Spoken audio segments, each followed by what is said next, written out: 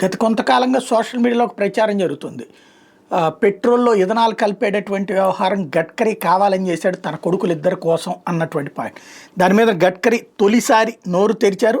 ఏదైతే 20% ఇథనాల్ కలిపిన పెట్రోల్‌కి వ్యతిరేకంగా సోషల్ మీడియాలో జరుగుతున్నటువంటి దాని వెనకాల రాజకీయంగా తన మీద కావాలని జరుగుతున్నటువంటి కుట్ర అని ఆరోపించారు.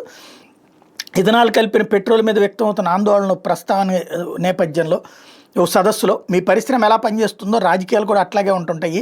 కొందరు డబ్బులు చెల్లించి సోషల్ మీడియాలో ప్రచారం చేస్తున్నారు. రాజకీయంగా నన్ను లక్ష్యంగా చేసుకున్నారు.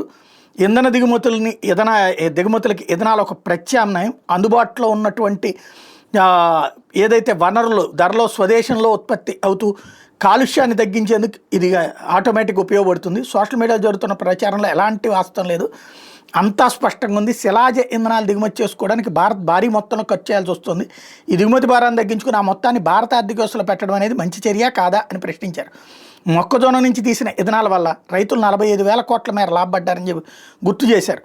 కాలుష్యాన్ని తగ్గించాల్సిన అవసరం ఉందని ప్రపంచం మొత్తం అంగీకరిస్తోంది. ఈ స్థాయిలో కాలుష్యం కొనసాగితే ఢిల్లీ ప్రజలు 10 ఏళ్ల జీవితాన్ని కోల్పోతారంటూ నివేదికలు కూడా ఉన్నటువంటి విషయాన్ని కూడా గుర్తు చేశారు.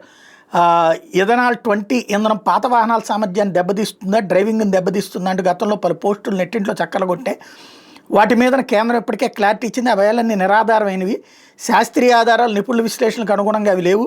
ఇథనాల్ వల్ల కర్బన ఉద్గారాలు తగ్గుతాయని, గ్రామీణ ఆర్థిక వ్యవస్థ మెరుగుపడుతుందని కూడా ఆల్రెడీ తేల్చి చెప్పారు.